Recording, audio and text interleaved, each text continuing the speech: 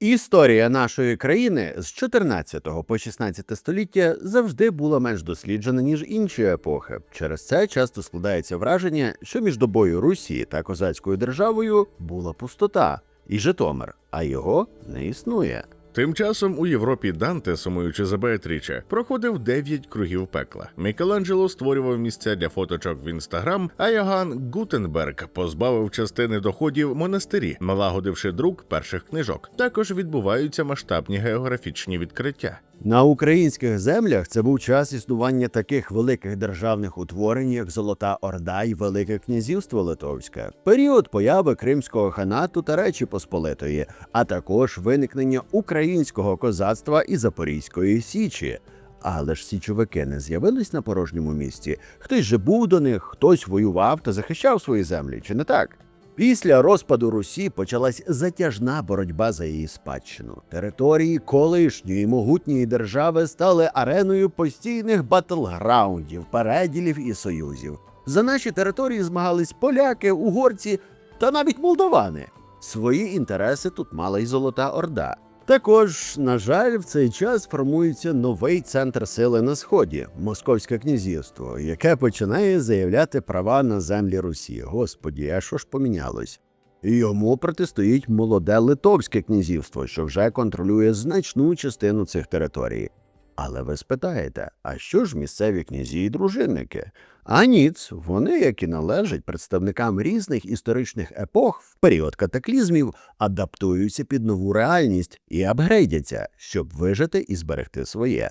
Тож в цьому конфлікті всіх проти всіх формується прошарок людей, для яких війна стає професією. Їх називають рицарями. І певно, дехто з вас в цей момент вдавився канапкою чи пурскнув аквавітою на монітор зі словами «які нафіг рицарі? Їх тут не було». Але не все так однозначно, адже так історично сталося, що руське рицарство не мало таких піарщиків, як, наприклад, козаки, яких дехто вважає окремим народом. Ба більше стерти згадку про цей клас воїнів століттями намагалися росіяни. Саме тому дехто з вас ніколи не асоціював Айвенго чи Ланцелота з Луцьком чи Бердичевим. Руські рицарі нічим не поступались європейським і прекрасно показали себе в різноманітних баталіях, особливо проти Золотої Орди та їхніх васалів Московського князівства. І сьогодні ви дізнаєтесь, що це були за битви. Тож гостріть свій спис, якось нижче пояса, тож беріть свій ескалібур,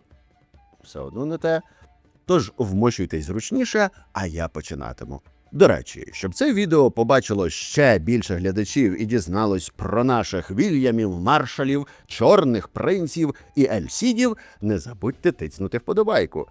І ще одне, поки ви тицяєте вподобайку.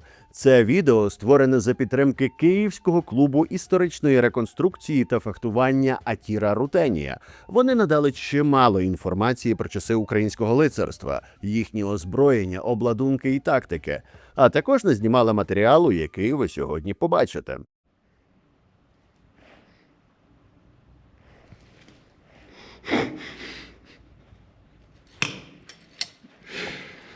Заходить марсіанин-грек і гомо-сапіенс у трипільський бар у Житомирі. А там Рюрик Різдво святкує. І дивиться коханця Кліо. І почнімо з термінології, бо зараз понабігають філологи, які кошмарять за наголоси. У відео я вживатиму два слова – лицар і рицар, і вони обидва правильні.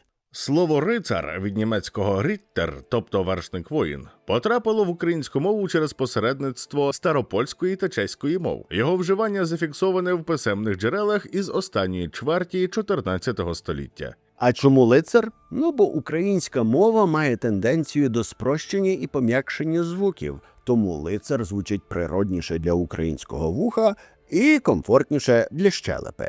А тепер до історії. Тож, коли у нас з'являються рицари? В 12 столітті, а саме у 1149 році. Про це вперше згадує літопис Руський. У той же час прийшли до Ізяслава в город Володимир на поміч Угри і Болеслав, ляцький князь, із братом своїм Індрихом, із великою силою. Ізяслав тоді позвав їх до себе на обід. І отож, обідавши, вони веселилися, а він великою честю, вшанувавши їх, дарами многими обдарував їх. І потім поїхали вони кожен у свій табір. А на другий день виступив Ізяслав із Володимира і звідти рушив до Луцька. А прийшовши до Луцька, він пробув тут 3 дні. І тут Болеслав оперезав мечем багатьох боярських синів. А де тут рицарі, спитаєте ви? В останньому реченні. І тут Болеслав оперезав мечем багатьох боярських синів, тобто він посвятив їх в лицарі.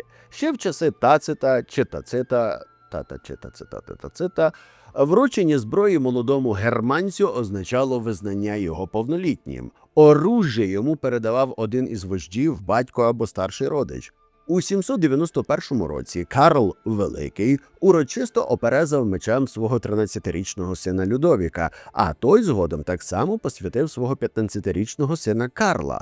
Власне, цей германський звичай в майбутньому і став підґрунтям для середньовічного обряду посвяти в рицари.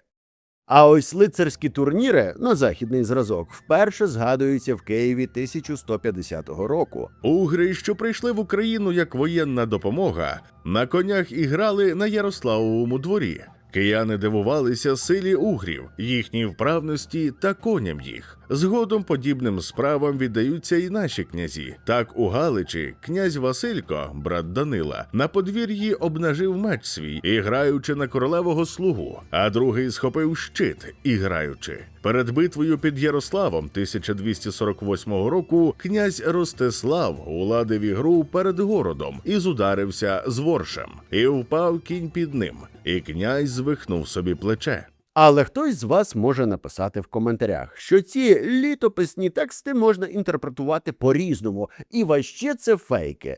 Окей, нехай буде, тоді давайте перенесемось трішечки далі.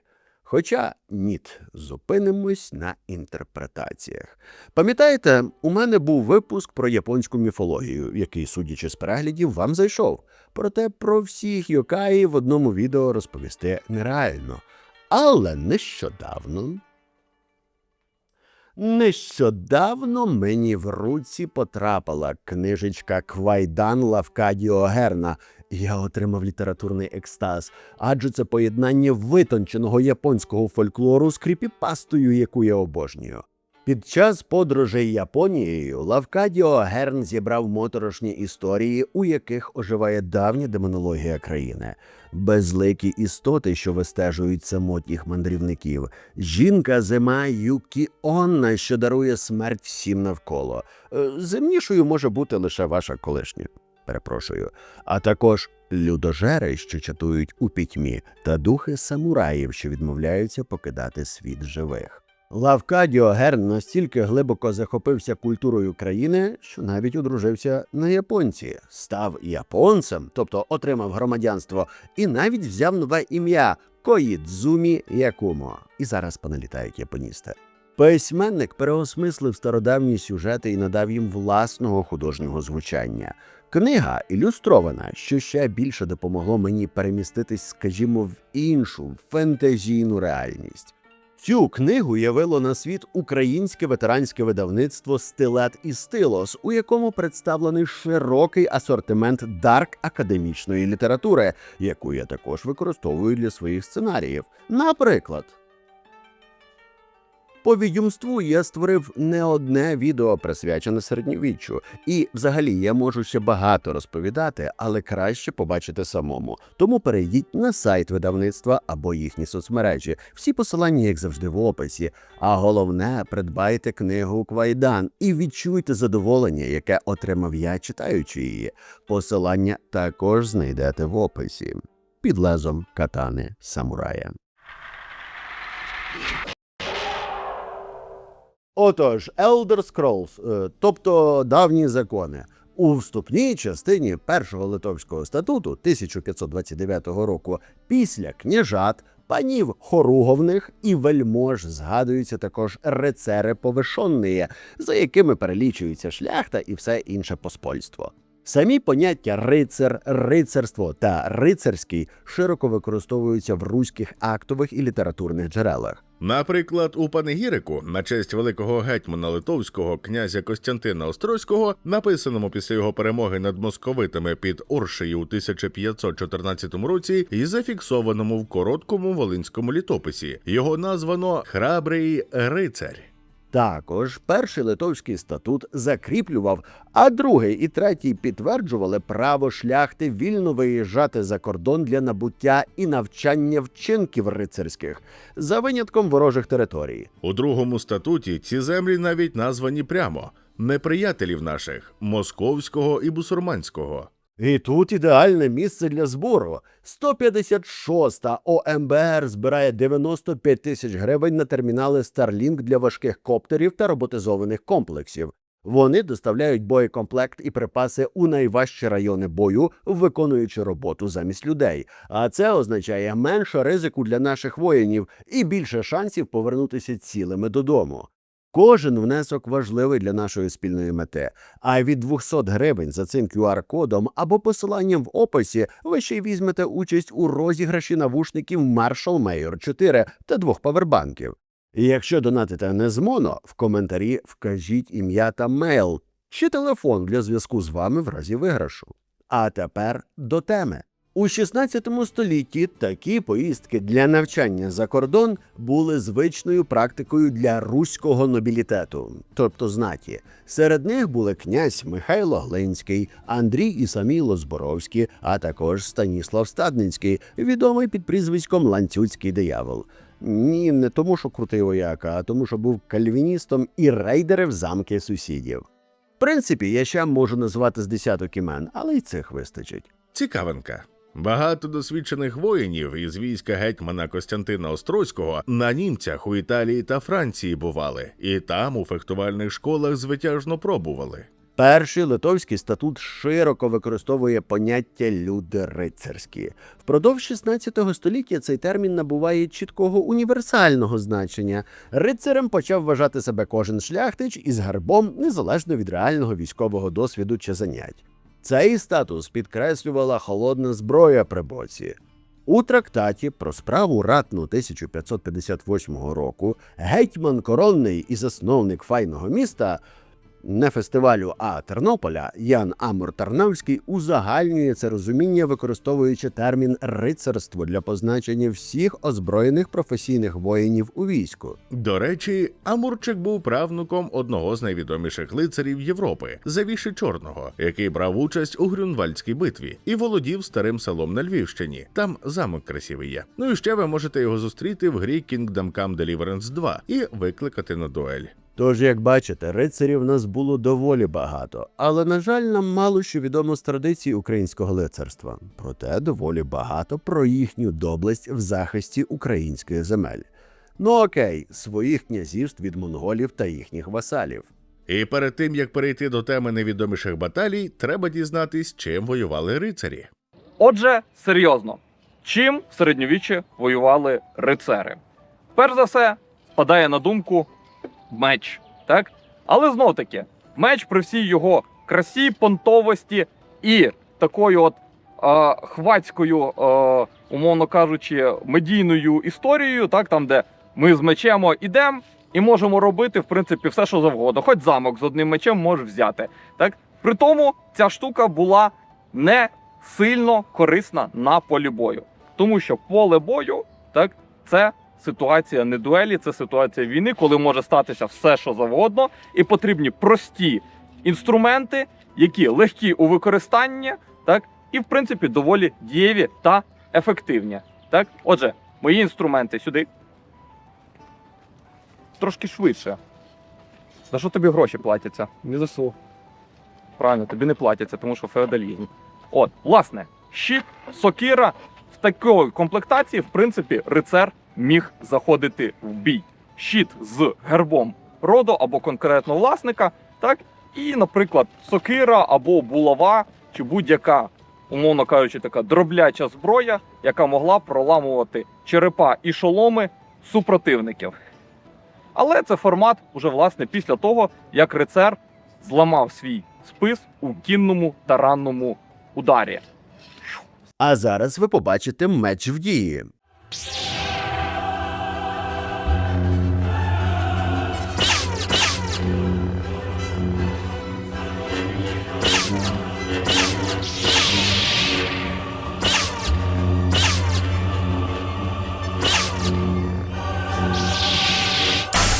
Окей, тепер дійсно меч.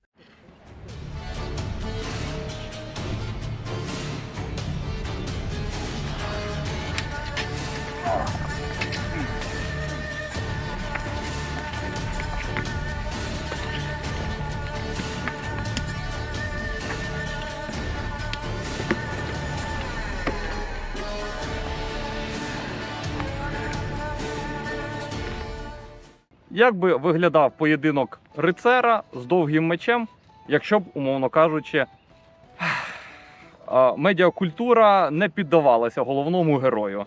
Так, давайте глянемо. Поїхали.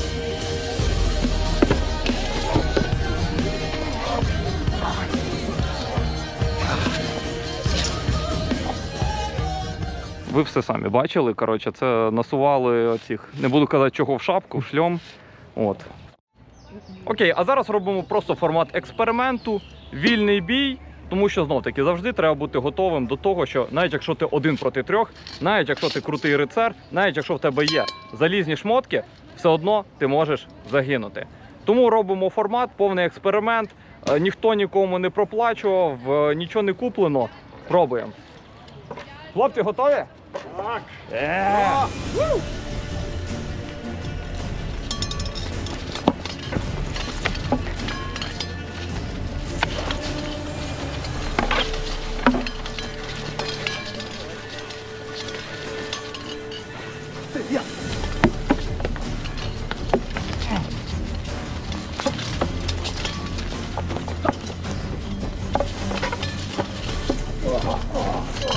Там вони ще будуть дуже довго махати мечами, тому я скорочу і покажу, чим все закінчилось.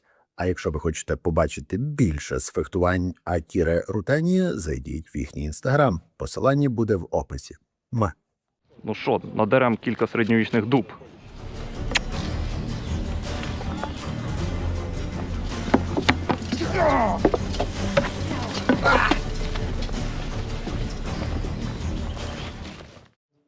Трошки розповімо вам про найдревнішу зброю людства. Це спис. Спис, або, можна так сказати, те, що останнє побачив Мамонт після того, як та біла фігня вийшла з печери. І, власне, далі те, що привело нас сюди. Тому спис в своєму первинному значенні це б могла бути просто довга жердина, яка вже давала нам перевагу за рахунок великого ричага, так, і дистанції, власне, самої цієї палиці. Тобто ми могли бути трішечки далі від нашої цілі, так, і штрикати її на відстані. Отже, спис він мав перевагу, умовно кажучи, в певній мірі і на полі бою, і в звичайних побутових сутичках. Тобто це міг бути не спис, це могла бути, наприклад, жердина. І якщо наш опонент виходив просто з хорошим дубцем, то перемагав той, у кого цей дубець був подовше.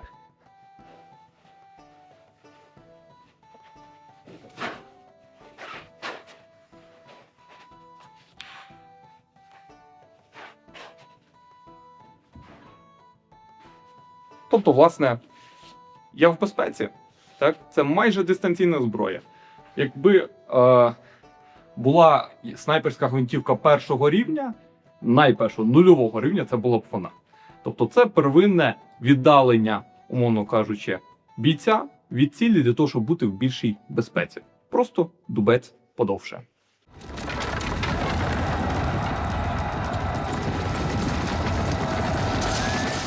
Також стосовно клинкової зброї. Наприклад, на відміну від дворучних мечів, одноручні на наших теренах були менш популярними, наприклад, ніж у Західній Європі. Натомість у нас народ дуже любив отакі власне, довгі ножі. Це те, що називається корд. Він міг виступати в ролі як самостійної зброї, Також він міг використовуватись на полі бою в парі зі щитом, коли, наприклад, зламався або втратився спис. Так? Тобто це такий як маленький короткий меч. І в цілому такі речі могли носити абсолютно будь-хто, від якогось звичайного батяра і аж до князя. Топор дуже зручний в цивільному середньовічному житті. Його дуже просто сховати під плащем. І, власне, скористатися ним можна доволі неочікувано.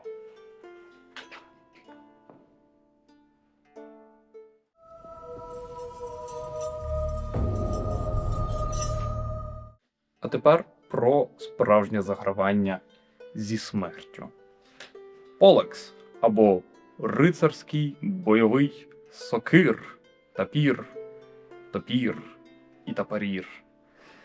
Власне, оцим страшним м'ясобойником і біточко-створювалкою відкривалися обладунки рицарів. Так?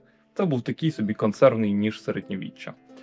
Зазвичай цим билися вже шляхтичі. Це не була зброєю простих батярів. Вона має в собі таку дробилку, щоб не пробивати обладунок, але робити кашу всередині власне панциря. Сокиру, для того, щоб уже сікти, рубати. І, власне, штир, для того, щоб використовувати його як спис. Він мав залізну оковку, так, він мав такий дашок для захисту рук і металеву п'ятку теж для ударів і для зворотнього використання. Штука доволі небезпечна. А що робити, якщо противник не броньований, але має щит розміром з двері і вагон самовпевненості? Тоді ця прекрасна річ саме для вас. Що ми робимо? Ми можемо використовувати полець для того, щоб, наприклад, зачепити щит опонента і зразу ж його заколоти. Ми можемо погрожувати, бити, зачіпляти, колоти, підчіпляти щит як зверху, так і з боків, з одного, з другого. І також можемо, наприклад, створити загрозу для голови і підчепити знову.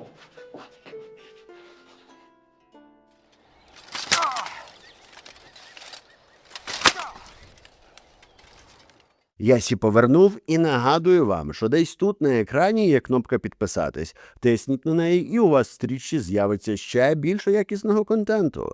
Ну, а якщо ви вже мій постійний глядач, то за цим QR-кодом або за посиланням в описі ви можете оформити щомісячну підтримку мого каналу на Монобазі та отримати приємні бонуси, такі як секретні чатики, можливість обирати теми відео та обкладинки для них, чи отримати доступ до моїх пікантних бонусних відео, які регулярно оновлюватимуться. Кожна гривня дозволяє мені як автору й надалі створювати для вас цікавезні відео, купувати джерела, утримувати диктора та знаходити час між двома іншими роботами для YouTube. Дякую вам. Toss a coin to your witcher, O Valley of Plenty. А тепер перенесімося у 1219 рік, коли було укладено договір між волинськими князями Данилом і Васильком Романовичами та групою литовської знаті. Тоді вперше згадується чоловік на ім'я Міндовг, постать, про походження якої майже нічого достеменно не відомо, окрім кількох пліток, тобто легенд, але саме його науковці вважають об'єднувачем земель литовських. Після нього влада перейшла до його сина Войшелка. Проте він правив недовго, добровільно відмовився від влади і пішов до монастиря. А трон передав наймолодшому синові короля Данила Шварно, який був одружений із донькою Міндовга.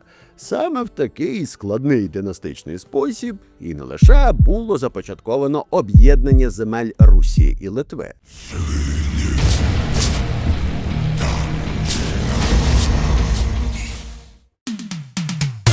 Непостійна рубрика «Хвилинка Темуджина». Хоч прекрасний і великий Чингісхан сам безпосередньо не смажив європейське рицарство, але армія його онука так. У 1241-му під Легніцею горди Батия перетворили на запечену картопельку у фользі французьких тамплієрів, госпітальєрів та польських фермерів. Монголи застосовували димові завіси та удаваний відступ, щоб розірвати бойові порядки піхоти і кінноти. І хоча стріли ординців не могли пробити броні, проте монгольські лучники стріляли по їх конях, а важка монгольська кінота легко справлялася зі спішеними лицарями. Подібний кулінарний сюрприз очікував добре озброєне європейське рицарство і в битві на річці Шайо, де монголи вщент розгромили угорського короля Белу IV. Чингісхан. Якість перевірена часом.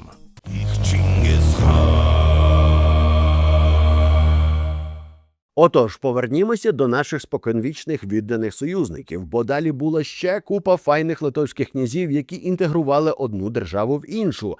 Але нас цікавить чоловік на ім'я Ольгерд. Він розширив володіння Литовсько-Руської держави на південь і схід, також захопив Київ і прилеглі території, а згодом під його контроль перейшли Чернігово-Сіверщина та більша частина Переяславщини. Подальше просування литовців до Чорного моря викликало невдоволення з боку монгольських намісників, які контролювали Поділля і степові райони Причорномор'я. Тож вирішити дипломатичні непорозуміння вони вирішили на Синіх водах. Місце самої битви точно встановити неможливо, адже назва Сині води має доволі умовний характер. Загалом для степових війн за участю кочових народів проблема конкретної локалізації бою майже завжди лишається відкритою. Татарське військо складалося з 3 частин під проводом Кутлубуги, Хаджебея та Дімона, Дімейтера. Ольгерд застосував перевірену ще князем Данилом тактику – розподіл війська по фронту на окремі тактичні підрозділи. Це дозволяло створити умови для флангових обстрілів і контратак. Найважливіше, що стратегія, яку застосував Ольгерд, попри її ефективність, вимагала високої злагодженості і була складною для реалізації військом, особливо з огляду на те, що воно складалось з підрозділів різних земель. Вишикувавши полки в одну лінію, Ольгерд трохи висунув фланги вперед, щоб дати можливість арбалетникам обстрілювати ординців з боків. Татари кілька разів атакували, засипаючи супротивника стрілами і намагаючись прорвати оборону для вирішального удару. Проте литовсько-українські стрільці, яких було дофігіща, завдали їм серйозних втрат. У потрібний момент війська Великого князівства перейшли у контрнаступ. Татари з шаленим завзяттям розпочали бій, засипавши Литву густим залізним градом з луків. Сточили кілька сутичок, але завдали мало втрат через правильний її шик та швидке маневрування. А Литва з русинами враз з шаблями та списами наскочили на них і в рукопашному бою прорвали лобові частини та змішали їм танці півколом. А інші, особливо новогрудці з Корятовичами, з самострілів з стрілами наскочили з боків і довгими списами скидали їх із сідел, наче вітер снопив бурю. Не змігши довше витримати лобового натиску Литви, татари почали мішатися та перелякані тікати в розлогі поля. На побоїщі залишалися вбиті 3 їхні царки – Кутлубаг, Кочебей і султан Дімейтер. Перемога Ольгерда дозволила витіснити монголів із Поділля та закріпити позиції Литви на Русі.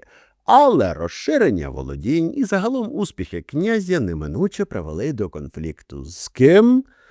Правильно, Московським князівством, яке на той момент було рабстаном, тобто мало ярлик від ханів Золотої Орди. У цій боротьбі Ольгерд зробив ставку на Тверь, яка була головним суперником Москви, а пофіг. Перший похід литовського князя на болота відбувся у 1363 році. Уже за кілька наступних років, у 1368-му, він знову виступив проти московських земель, розбив війська супротивника і навіть спалив місто. Втім, головну фортецю взяти не вдалося. Але на цьому протистояння не завершилось. У 1370 та 1372 роках він здійснив ще 2 походи, намагаючись послабити позиції Москви. І найважливіше, що в усіх цих походах Ольгерда супроводжували руські князі зі своїм рицарством. Власне, перед тим, як розповісти, як литовсько-руські війська москалів нагинали, в 1410 році вони дали відсіч ще одному агресору, і це був Тевтонський орден. Ваше здоров'я. Отже, 15 липня 1410 року. Грюнвальд. Тевтонські лицарі впевнені, що вони головний страх Східної Європи. Але проти них виходить середньовічний Марвел. Король Ягайло та князь Вітовт зібрали мега-альянс. Поляки, литовці, татари та потужні українські хоругви з Галичини, Волині та Поділля. Початок бою, і литовці раптово тікають. Німці радісно ламають свій стрій і біжать навздогін. Спойлер, це був хитрий тактичний маневр. Поки тевтонці святкували, у центр ударили польські та українські полки. Львівська хоругва та смоленські бригади, тоді вони ще були нашими православними козаками, вистояли найважчий удар, а литовці повернулися і затисли лицарів у коробочку. Великий магістр ордену загинув на полі бою. Німецьку експансію на схід зупинено назавжди. А Тевтонський орден отримав удар, від якого так і не оклигав. До речі, мушу вам зізнатись, щоб створити це відео, мені довелось вступити в ряди рицарів шестикутного столу Джорджа Сороса і пройти сатанинську посвяту, а саме дати, ну і тут фантазуйте самі, чи присягу, чи в дупу масонам, рептилоїдам і всім членам та членкиням світового уряду, мінімум Більдербергському клубу і максимум фонду відродження, одній з найбільших українських благодійних фундацій, які відсипали мені грошенят на створення чудових відео про історію нашої прекрасної країни. Тож в майбутньому чекайте ролик про ваше місто на моєму каналі. Your soul is mine. А тепер швидко повертаємося до теми, бо там зараз феєрично даватимуть тягла болотам. Фактично, кожен наступний литовський правитель чи князь мусив воювати з полотами. Наприклад, щоб захистити володіння Великого князівства Литовського від східної загрози, у 1395 році князь Вітовт, небіж Ольгарда, війшов до Смоленська. Війшов без маски. Уже в 1401 році смоленський князь Юрій Святославович зумів відвоювати місто. Проте в 1404 році війська Вітовта і його двоюрідного брата, польського короля Ягайла, знову обложили Смоленськ і протягом 2 місяців обстрілювали його з арти.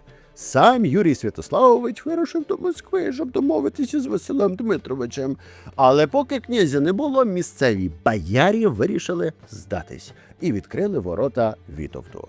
У результаті Смоленськ на понад століття, на 110 років, став буферною зоною, тобто увійшов до складу Великого князівства Литовського, Руського та Жемайтійського. Далі, у 1480 році, Московське князівство звільнилося від залежності від Золотої Орди, а його правитель Іван III почав титулуватися не лише Великим князем, а й з Божої волі володарем усієї Русі. Відразу після виходу з-під ординського контролю Москва заявила про себе як захисника православного населення і висунула ідею збирання давньоруської спадщини. Розширення почалося швидко. До Московської держави були приєднані Новгородська земля, а згодом Псков, Тверське і Рязанське князівства. Унаслідок цього її територія зросла приблизно втричі. Для утвердження претензій на провідну роль у православному світі та на царський титул Москві були потрібні Київ і загалом всі руські землі. На той момент вони давно перебували у складі Великого князівства Литовського, що неминуче вело до конфлікту, захисту православних, мать його. Саме так розпочалась серія воєн між Москвою та Литвою, яких історики нараховують 6, але нас цікавить війна 1512-1522 років. У листопаді 1512 року московський правитель Василій III, не оголошуючи війни, розпочав наступ на ВКЛ. Його головною ціллю був Смоленськ. Правда, для здобуття міста знадобилось 3 кампанії, і лише 31 липня 13 року фортеця капітулювала. Ця перемога відкрила московським військам шлях до подальшого просування вглиб литовських територій. В серпні 1514 року польсько-литовсько-руські війська об'єднались під королівським прапором у Мінську. Загальне командування здійснював гетьман князь Костянтин Острозький. Рухаючись назустріч противнику, Острозький вирішив не зволікати і якомога швидше дати тягла московитам. Просуваючись на схід, князь швидко подолав кілька невеликих, але сильно заболочених річок. По дорозі його війська по фану стрімкими ударами розгромили пару московських загонів. 7 вересня союзні війська вийшли до Дніпра поблизу Орші. На протилежному боці розташовувалось московське військо під проводом воєводи Івана Челядніна, чисельність якого сягала приблизно 40 тисяч кінноти. Його слабкою стороною була відсутність піхоти, особливо метальників та артилерії. До того ж, у самому московському війську не було єдності. Між воєводами постійно точились суперечки за брагу і боєприпаси. Острозький вирішив не затримуватися на правому березі. Через річку звели 2 мости на порожніх діжках, а їх будівництво прикривав укріплений табір із возів, зайнятий пішими лучниками та гарматами. Челяднін вирішив не заважати переправі, розраховуючи, що чисельна перевага дозволить йому скинути противника в річку і знищити його. Однак Острозький ще до початку бою встиг не лише перевести військо на інший берег, а й розгорнути його у бойовий порядок. Кінноту поділив на 2 частини, а центр підсилив піхотою. Лівий фланг, на який припадав головний удар, складався з литовських підрозділів разом із волинянами. Цю ділянку гетьман очолив особисто. Праворуч розташовувалася польська кіннота під командуванням надвірного гетьмана Войцеха Самполінського. Між 2 крилами стояла частина піхоти. Позаду лівого флангу вишукували другу лінію під керівництвом Юрія Острозького, а сам фланг прикривали 3 легкі хоругви. За правим крилом також стояла друга лінія під проводом Яна Сварчевського, а край позиції прикривали легкі кінні загони і артилерійська батарея, замаскована в чагарнику. Челяднін діяв необачно, я б сказав, тупо. Дозволив противнику розгорнутися за власним планом і навіть не провів розвідки, через що не знав про наявність арти. Московське військо було розташоване за звичною схемою. У центрі стояв великий полк, найчисельніший. З обох боків полки правої та лівої руки. Попереду виставили сторожовий полк, а позаду засадний. Ймовірно, воєвода розраховував розколоти сили противника 3 ударами. Натомість Острозький планував стримати ворога фронтальним боєм і перетворити його чисельну перевагу на хаотичну біомасу. Спочатку відбулися сутички між передовими загонами обох сторін.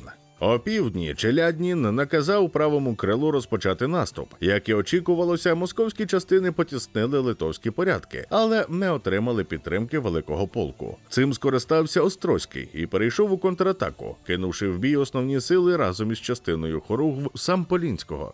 Велику роль відіграла і піхота, що стояла в центрі. Після запеклого рукопашного бою праве крило московського війська було розбите. Ліве також перейшло в наступ, але швидко зазнало поразки. Польська важка кіннота не стала переслідувати ворога і залишилася на місці, тоді як легкі хоругви вдали відступ у напрямку Дніпра. Челяднін, вирішивши, що противник відступає, кинув у бій частину великого полку і залишки лівого крила. Не знаючи про засідку, вони щільною лавою вийшли під вогонь піхоти і гармат. Стріляти довго не довелося. Ядра влучали майже без промаху. Ряди почали змішуватися, а коли кілька важких снарядів вдарили по задніх шеренгах, які до того залишалися поза боєм, серед війська почалася паніка.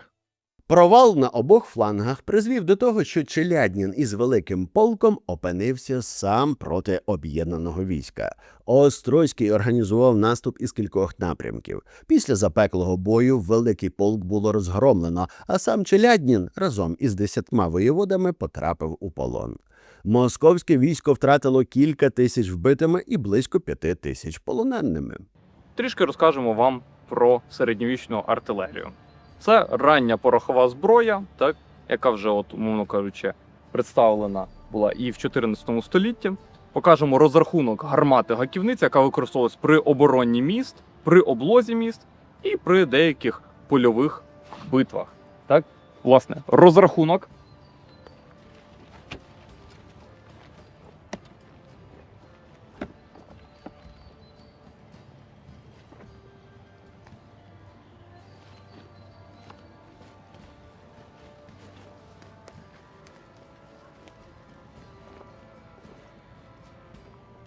Власне, гаківниця має свою назву від ось такого от гаку, який, власне, упирався або в фортичний мур, або в облоговий щит для того, щоб гасити віддачу.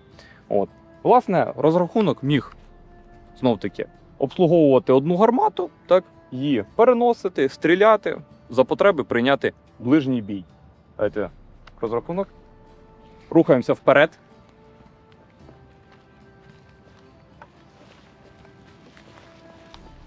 Гармата до бою. Бою!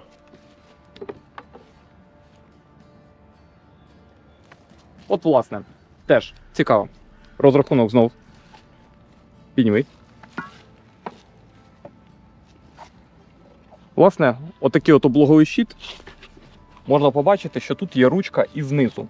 Тобто він використовувався, умовно кажучи, для того, щоб тримати його одною рукою, а також можна було тримати двома для закриття гармати, для, знов-таки, закриття від якихось скидів каміння або стріл з облогової стіни. І, власне, отака от річ, вона була дуже популярна при облозі міст і при їх захисті.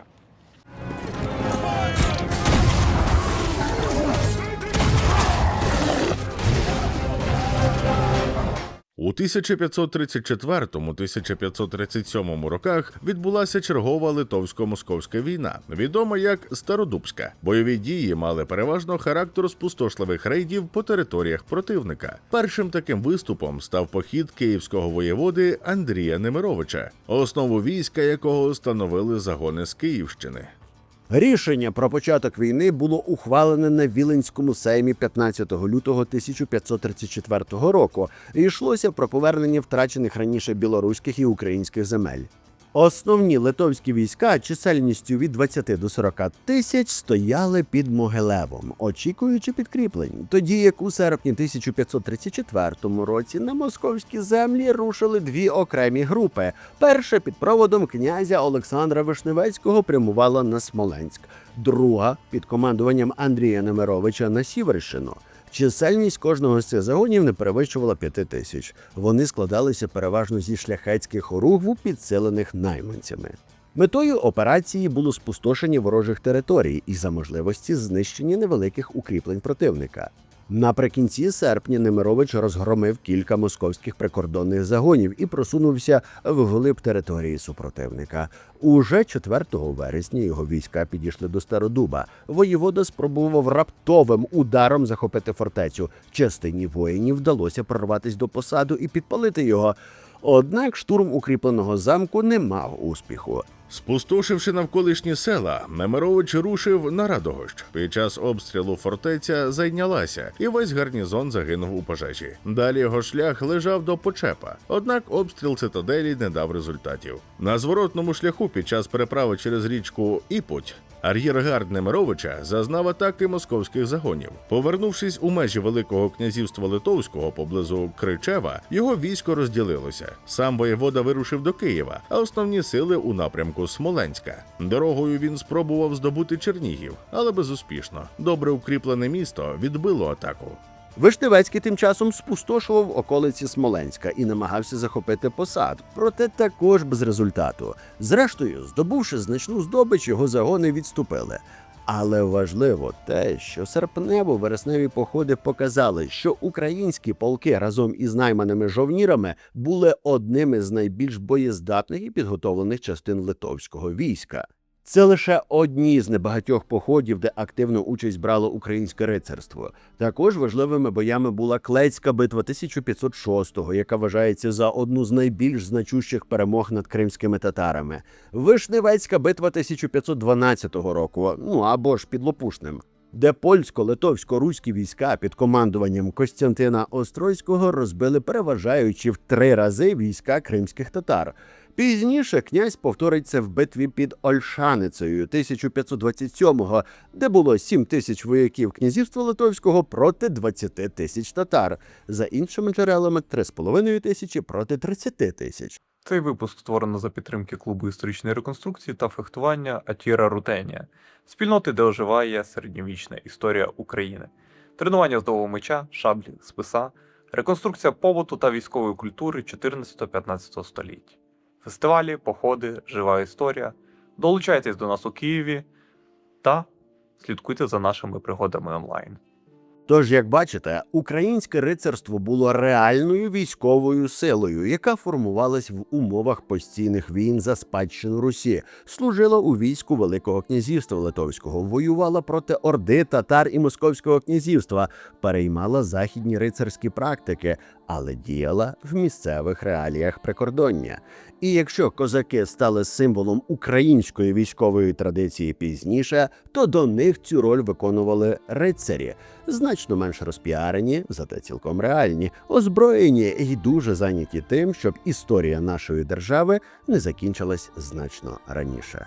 А на сьогодні це все. До наступного. І пам'ятайте, що історія – це сексуально.